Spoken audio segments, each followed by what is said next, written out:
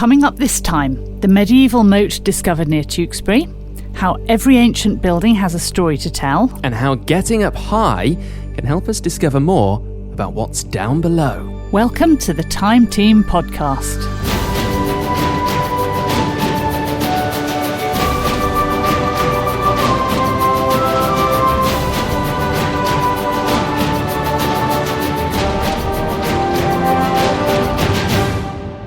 Yes, welcome to the Time Team podcast. I'm Martyn Williams and that is Dr Helen Geake, and together we explore the world of archaeology to take you behind the scenes of one of what is probably the world's biggest show on the subject. First though, Helen, before we get going, here we are, mid-December. How Christmassy are you feeling at the moment? Well, I'm feeling pretty Christmassy because I sing in a choir and we've been practicing our Christmas stuff since September.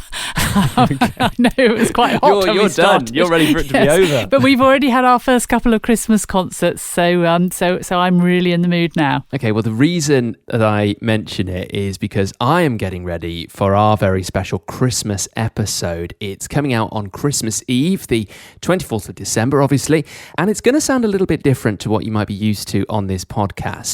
We're doing what people in my family enjoy doing a lot at Christmas time, which is a quiz. And loads of people here at Time Team have come up with questions. And Helen, you are going to be battling it out against someone else from Time Team. But who are you going to be taking on? Bring on the festive challenger. Hi Ellen, it's me, Derek, and I cannot wait to challenge you in the quiz. I hope you've been revising, because I have. Oh dear me, Derek is literally the head of the archaeology department at Bournemouth University, and that is one of the best university departments in the UK, so he is quite a daunting opponent. Well, I think you two are going to be very, very well matched. Get ready for the Time Team Christmas quiz. It's going to be dropping into your podcast feed on Christmas Eve. On the way then in this episode, Jon Hart from Cotswold Archaeology is going to be telling you about what could have been a medieval moat which has been discovered near Tewkesbury. You'll meet Richard Parker, who is Time Team's historic buildings archaeologist, and of course there's more questions to Helen from Patreon supporters, and you can submit yours right now by heading to patreon.com/timeteamofficial. Now, following on from Martyn's chat with Bear, who's responsible for creating the 3D graphics you see on Time Team, we'd like to introduce you to Harry, who operates the drone. Now, that's used to get those fantastic aerial shots, and not only do they look amazing, they're also really useful for setting a site in the context of the surrounding landscape. Martyn's been finding out how it all works. Taking off. I'm Harry Manley and I am flying the drone and being a field archaeologist. How are drones used in archaeology?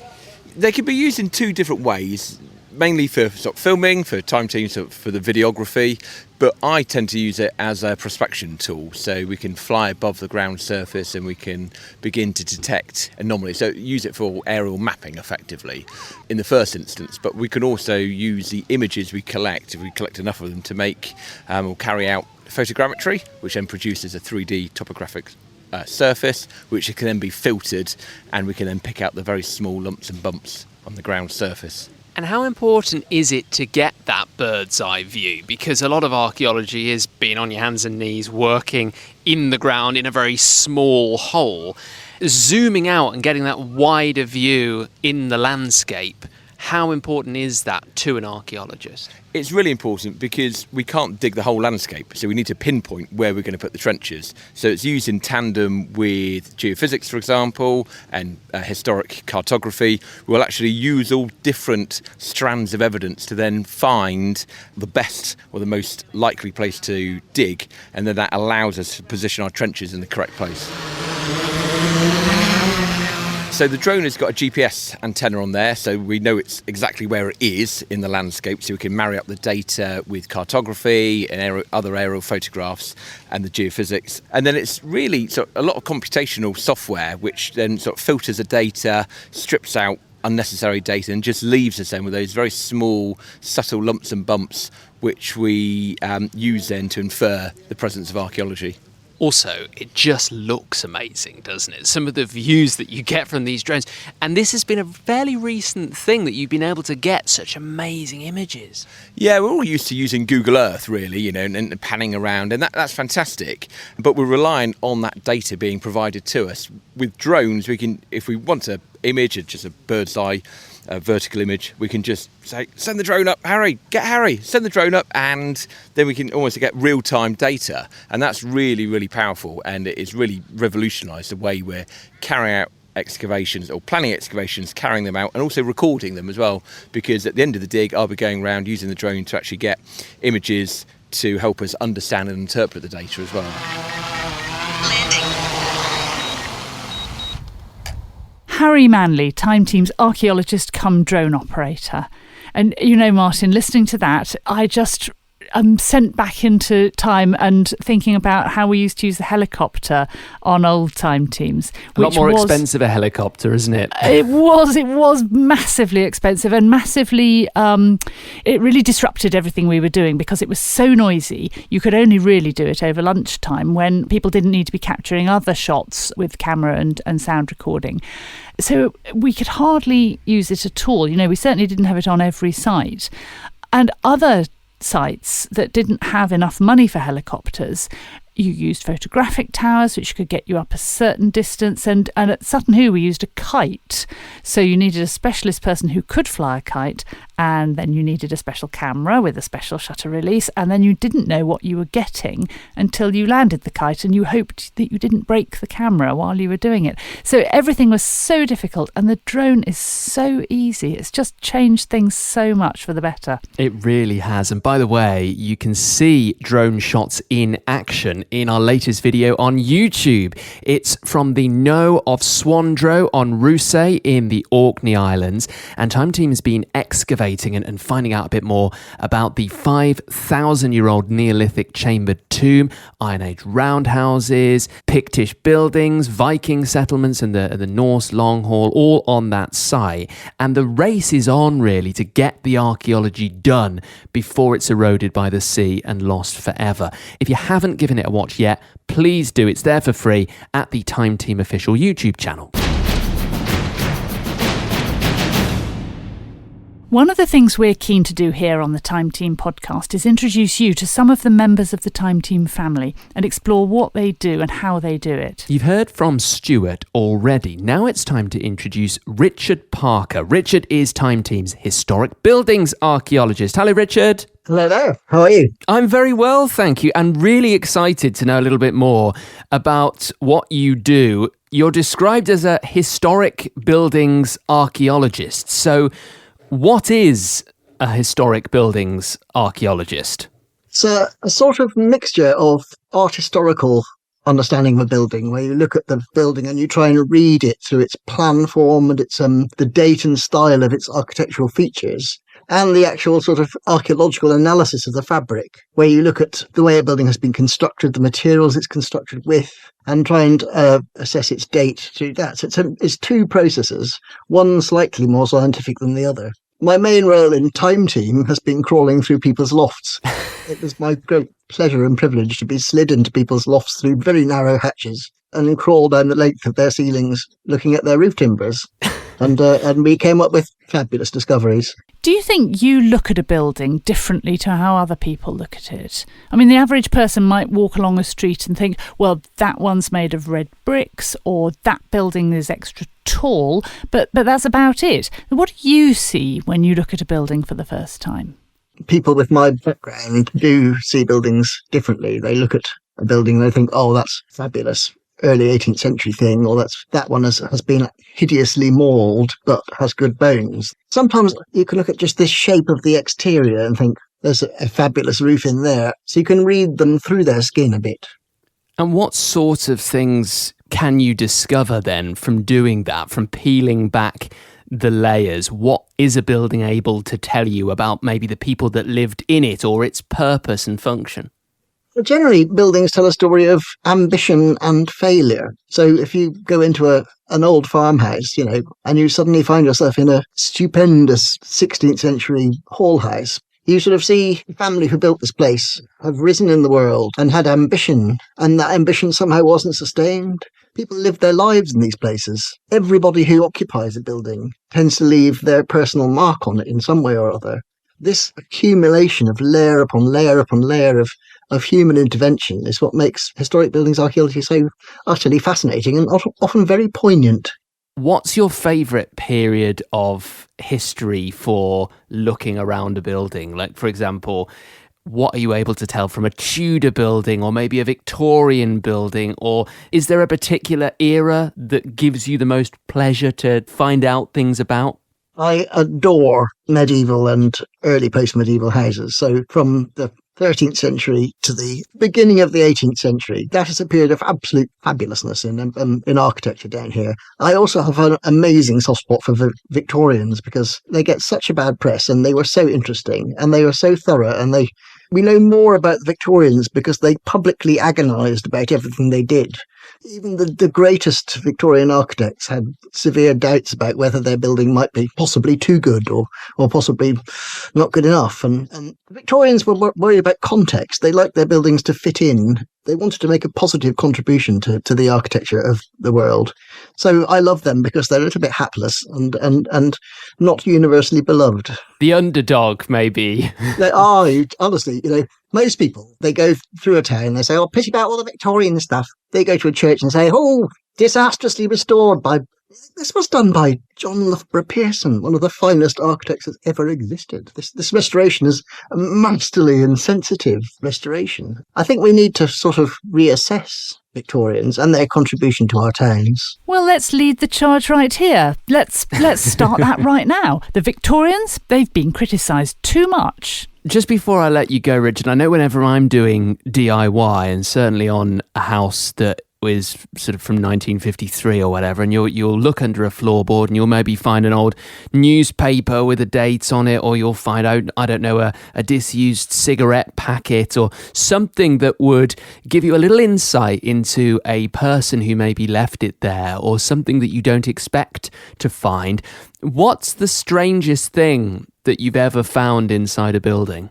Oh, that's a hard one. You find, mummified rats. Mummified rats quite often turn up. Shoes. People tend to hide shoes in buildings. But I think you do sometimes also, if you're very fortunate, I've never been found one of these myself. You get things like bottles with strange contents, probably being sort of deposited for magical reasons or something of the kind. My favourite moments ever in archaeology have been sticking my head up through an attic hatch and nearly falling back off the ladder because of the fabulousness of the roof.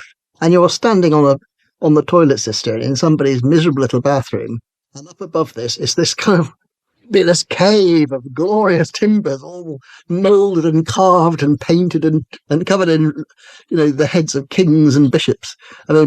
It's remarkable what you can find in people's lofts. If only they knew. Wow, what a story. If only they knew about the mummified rats as well, but I think the less said about that, the better. Yes, Richard, right. Thank you so much. It's been an absolute pleasure talking to you. Please come on again, and really looking forward to hearing what more you have to say. I'd be very happy to come on again, yes, and I look forward to seeing you again. Thank you, Richard. That's Richard Parker, Time Team's historic buildings archaeologist. I think Richard's absolutely right in that buildings, particularly houses, they can really speak of their past inhabitants. They give us a kind of emotional connection across the centuries to the people that lived and died there. And like us, they were trying to make a space to live in, but they're also trying to say something about themselves. Your house, like your clothes, is one of the ways that you show who you are.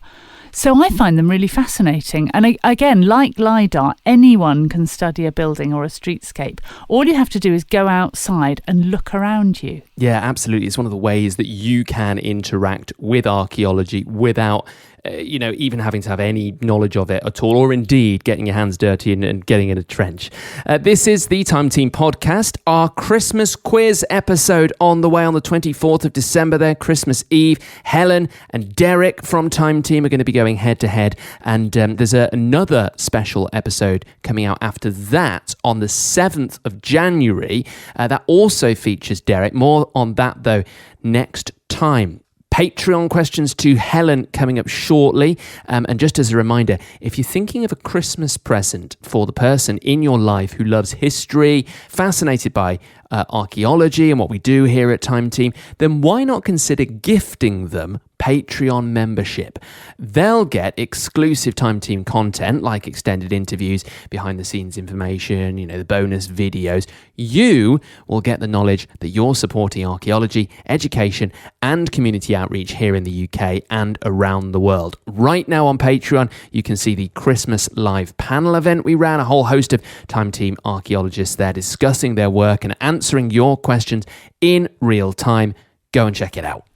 There are archaeological excavations happening up and down the country and all over the world as we speak. Here on the Time Team podcast, we want to find out more about some of the remarkable discoveries being made. Just outside of Tewkesbury, they've discovered a medieval moat on a farm site, which has got a lot of people talking, so we definitely need a little bit more information. Jon Hart is from Cotswold Archaeology, who've been carrying out the excavations. Hi, Jon. Hello. Good to see you. Lovely to see you, Jon. And tell us a bit more about this site, because it does sound very interesting. I have a particular interest in moated sites, partly because of where I live in Suffolk. It's absolutely full of them. But what is a moated site like in Gloucestershire?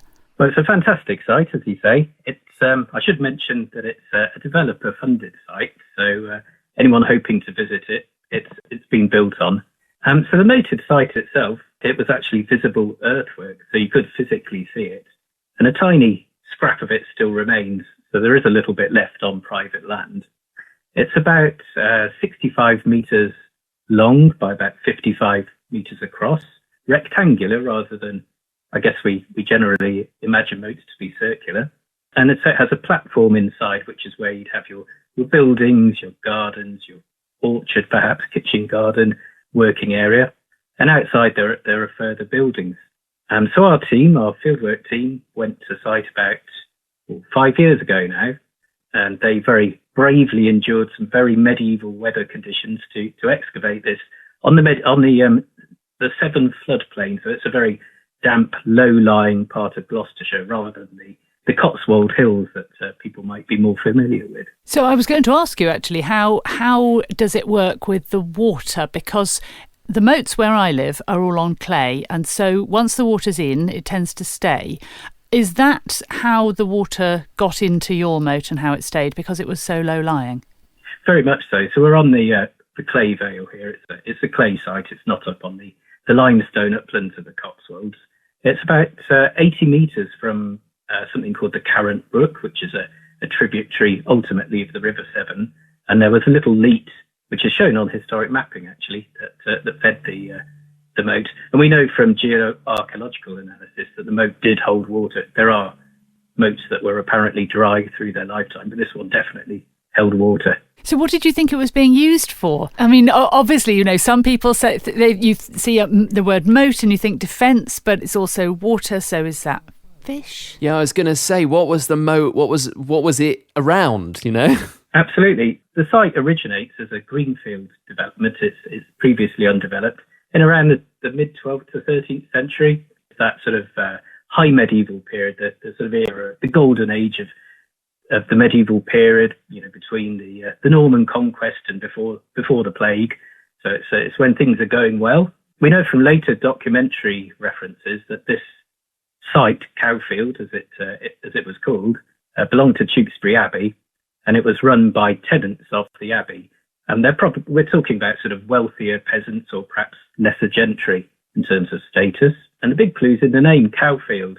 We're pretty sure, taking together all the strands of evidence, that this was a vackery, which is basically, think cattle ranch. So it's a dairy farm, essentially. Right on the edge of Tewkesbury, it would have encompassed hayfields, meadows, drier pasture, and probably some woodland as well. So the moat's being used to protect the cattle, protect the farm? Yeah, so the moat, we found the remains of a building in the northern edge of the moat, and very little of it survived, only sort of parts of the foundations. But the best guess is that's the farmhouse, and it would have been a sort of timber structure on dwarf stone walls. The moat's probably aggrandising that, so It's making it look more imposing. It would have been quite a decent house itself. And with a barn outside the moated area, we also found traces of, which would also have been a quality building, something that looked decent. But moats are they're quite complex things in the medieval mind. Yes, they're partly to do with security. It's an age before police forces. Cowfield is a few kilometres outside Tewkesbury itself. It's not in a nucleated village, so it's an isolated farmstead. You're open to burglary or casual violence or the like. When the moat was built, we're talking a period slightly later than the original farmstead. We were able to dendrochronologically date timbers from a bridge there, and it was built between the 1440s and the 1480s. That encompasses various periods of repair and renewal. But if you put that in a historical context, we're talking broadly the Wars of the Roses there. There is a need for some element of security, but it's not defensive. It's security, but it's also displaying your status. You've got a moat, therefore you're one of the up and coming people. You're relating yourselves to the people who've also got moats, who live in grander houses and in castles and the like. So it's like owning a Ferrari, basically. You got a Ferrari or a Porsche on the drive. If you've got a moat in your back garden, you're doing all right. It's exactly like that, yeah. And semi-useful in that if you have a Ferrari, you can take it to the shops. If you've got a moat, yes, it looks amazing, but you can also keep fish in it and get your Friday night supper out of it. Exactly, and it's nearer where fish are important because you're religious and you're not eating meat every day. We did actually find a couple of weights, which we can't specifically identify as fishing weights, but one of them may have been a fishing weight. So they may well have been taking fish from their moat or at least from the nearby stream. I must go and have a look at those in the report because lead weights are a really difficult thing to date. And the great thing about a moat is that it's a kind of trap for finds, isn't it? If you lose anything in your moat, you are not going to find it again until archaeologists come hundreds of years later. So what kind of other finds did you get? Well, we had a lovely range of finds, everything from the usual things that you'd expect to find as an archaeologist, so pottery and the like. And some of the pottery was absolutely fascinating. It reflects the status of the inhabitants. I was talking about them being wealthier peasants or lesser gentry. Normally you'd expect sort of a peasant diet to be pottages, stews, that kind of thing. We know that from analysis of pottery sherds elsewhere. These people were also eating roasted meat. So we were finding dripping trays, ceramic dripping trays, which really only have one use, which is putting under your sort of Sunday joint so that they're eating well. That's not just because they enjoy eating roasted meat. It's a way of expressing status. So you're saying this is how we dine, and that ties into polite dining habits. Everything, just as now, the way you dress, the way you act, reflects the image you want to put out to other people. Other things we found very interesting, a little ceramic cup, which our pottery specialist thought might well be a laying-in cup. So for a young mother still in bed, it would have been useful for her drinking things like soup, something easily digestible. Is it called a laying-in cup because there's often rituals, aren't there, around birth, because it's such a dangerous time for both mother and baby? Do we know that there were special cups that were used to keep the mother in tip-top condition, so to speak? I think that was her best guess, rather than it being a common form, it's like a tankard or a jug or a bowl, that sort of thing. If it is true, it's a lovely little insight into their life. It's a reminder that they're not just farming cows, they're not just cleaning out moats or what have you. There's a family life going on in the background. Yeah, you get a real insight into the real lives of the people who were living there. Jon, it's so interesting, and I'd love to know what happens next. Yeah, so the moat's part of a development site. I believe the construction work is all finished now, so it's private land. It's not possible to visit it. But what we've done is write a report. You can access that free via our Cotswold Archaeology reports online page of our website. The finds are all going to the local museum. So we can all come and look at the ceramics and marvel at the variety of them. It's really exciting to hear about pottery that's not just providing a date, but providing an insight into real life. Absolutely, yes. And I should give a shout out to our pilgrim's badge as well. So there's a lead pilgrim badge, which it shows St. George and the Dragon. We think it probably came from Mont Saint-Michel in France. So we can't prove that the inhabitants went there or an inhabitant of the farm went there, but somebody went there and brought it back, which is again a nice little aspect of their medieval life. It's quite a way to travel when it's all by foot or horse.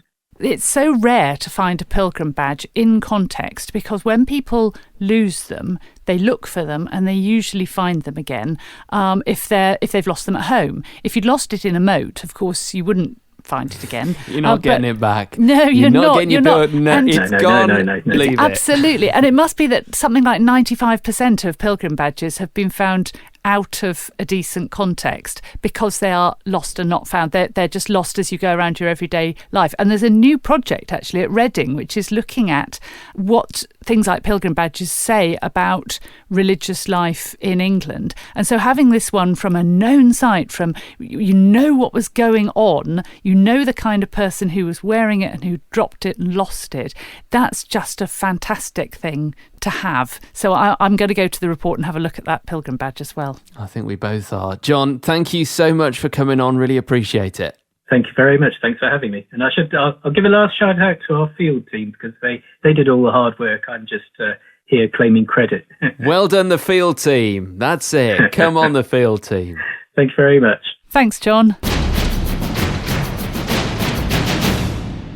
Okay, questions time now on the Time Team podcast. And if you want to submit a question for Helen to answer about archaeology or Time Team or anything like that, you need to go on Patreon to do it. Patreon.com/TimeTeamOfficial. I've got two questions here that I suppose are pretty much the same, so I'll group them together. One's from Marcus, and we've got another one here from CCZ. So Marcus says, I have a question for Helen. What kind of work goes on behind the scenes to get all of your research into the archaeological record? We talk a lot about the archaeological record. I think I saw once that in the Channel 4 days, Time Team was responsible for most of the archaeological academic papers that were being published. Are you still writing papers? Because you're always recording trenches. Where does that information go? There must be this big database somewhere. That is what Marcus said. And CCZ, similar question. I've heard you talking about the records for all your digs being available. Where or how can we access them? And are these records issued after all the post-process at the lab is done, or is it done before that, I guess? So I suppose that's the question then. How can you access this work, and what is done after a dig to record what's been found? Yeah, great questions. I'm not completely sure that we were responsible for most academic papers. What Time Team was responsible for was a great deal of research fieldwork. So that's archaeological excavations that aren't done in advance of building work. And at one point, we were the second biggest funder of research fieldwork in the UK after Historic England. So when we were working with Channel 4, all of this was recorded and written up by Wessex Archaeology. We gave them our research file. They had done all the recording on site, and all the reports are on their website. And you can find every single one of them by simply Googling Wessex Archaeology Time Team, and you scroll down to find downloadable copies.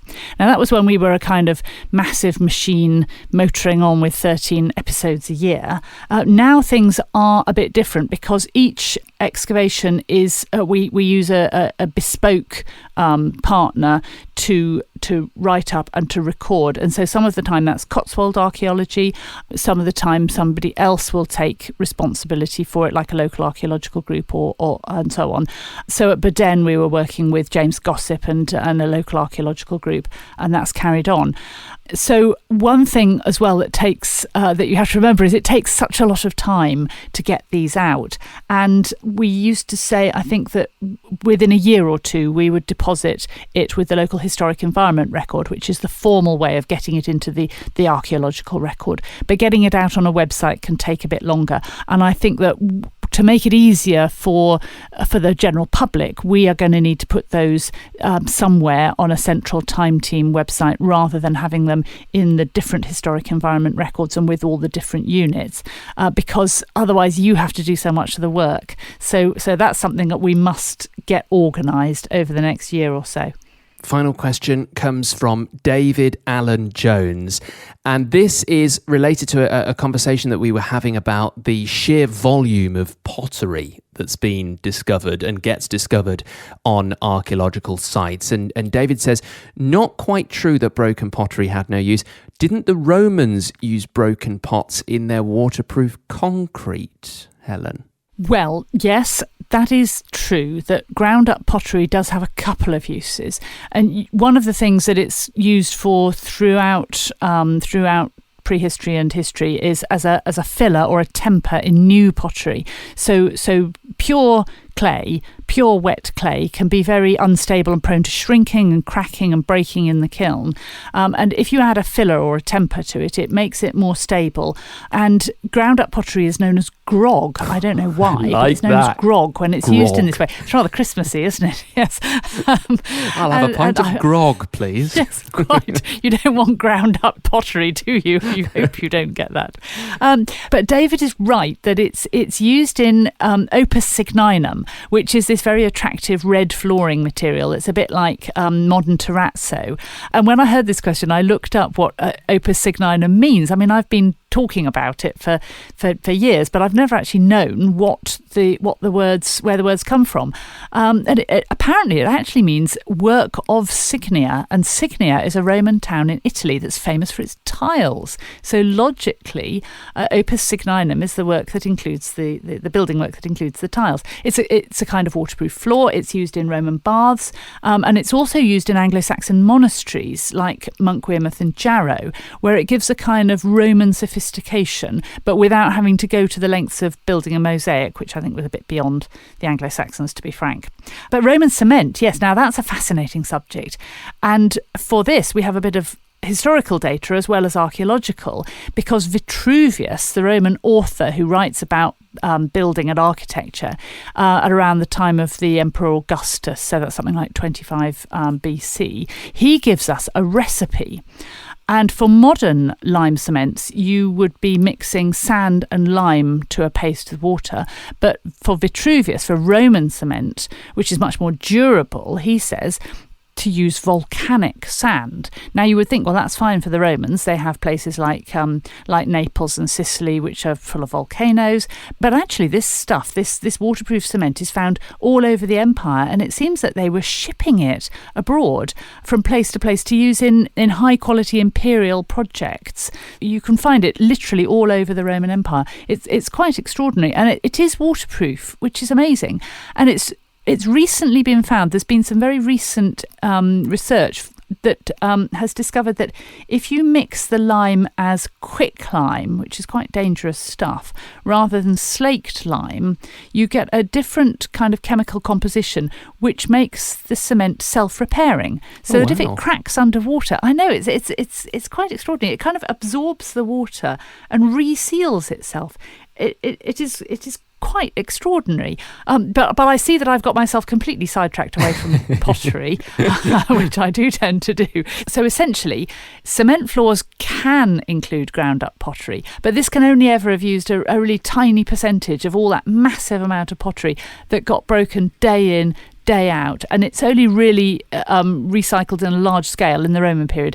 Prehistoric and medieval pottery had almost no use once it's been broken. It can't be recycled in the way that we think of recycling. Yeah, I mean, recycling is an interesting one, isn't it? So they sort of did do recycling in Roman times, which you don't really think of, because I'm just thinking of all the sheer number of bins that I have and have to deal with, and I never thought the Romans would have to bother with that stuff. But did they recycle in a way? You know, they like reuse items and things like that? Well, recycling, yes. Anything that could be melted down would be melted down and reused. So that's all metals, and it's also glass.